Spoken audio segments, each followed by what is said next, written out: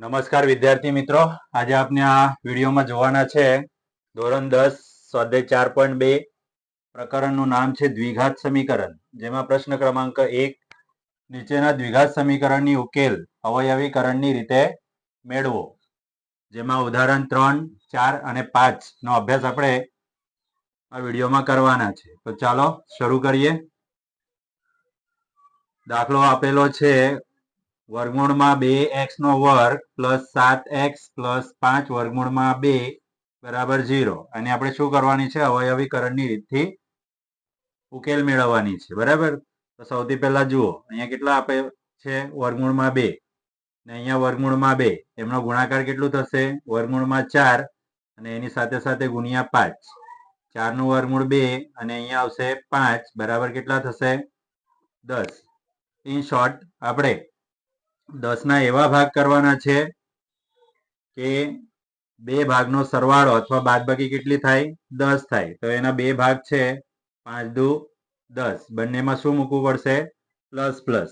તો આ થયા તમારા 10 ના અવયવ. તો અહીંયા લખીએ વર્ગમૂળમાં 2x નો વર્ગ પ્લસ આના બે ભાગ શું પાડ્યા આપણે?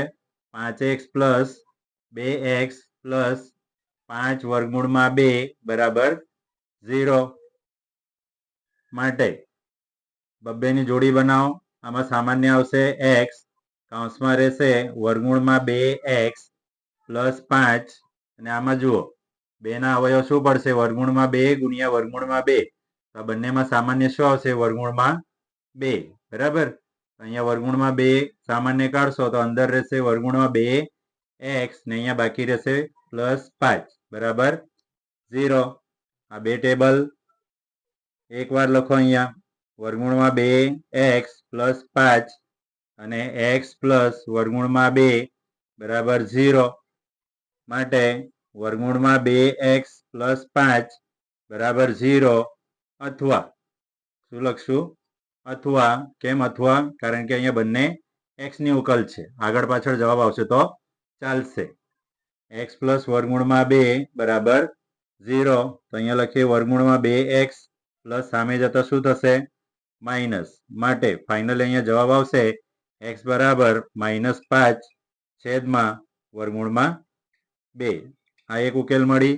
એની સામે બીજી ઉકેલ આવશે x બરાબર આ સામે જશે તો શું થશે?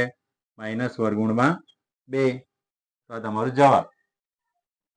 આગળ જુઓ, આનો જવાબ આપણે મેળવવાનું છે. છેદમાં 8 છે, આના છેદમાં 8 છે નથી.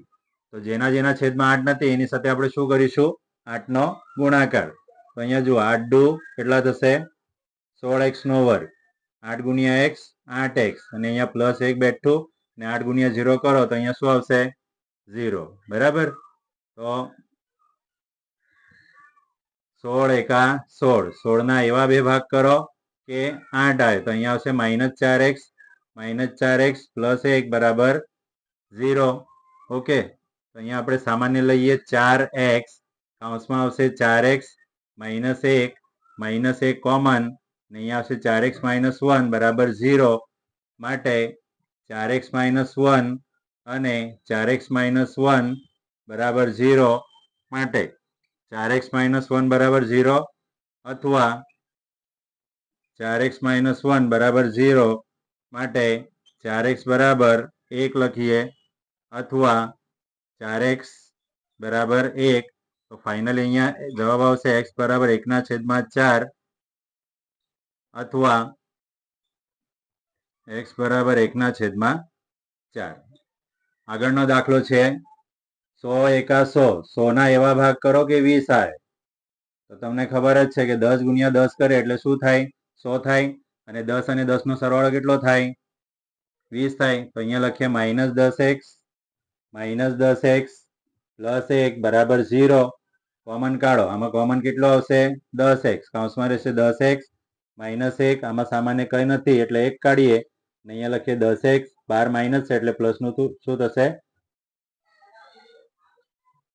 તો અહીંયા લખીએ 10x - 1 અને 10x - 1 બરાબર 0.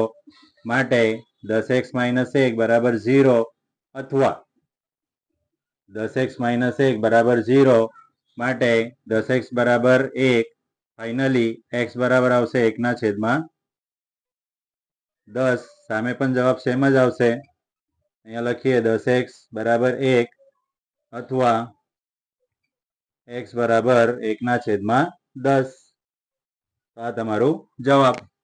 જો વિદ્યાર્થી મિત્રો તમને અમારો આ વિડીયો ગમ્યું હોય તો બને તેટલું તમારા મિત્રો સુધી શેર કરો અને તેમને અમારા આ ચેનલને સબસ્ક્રાઇબ કરવા કહો, જેથી કરીને દરેક વિડીયોનું તેમને અપડેટ મળતું રહેશે.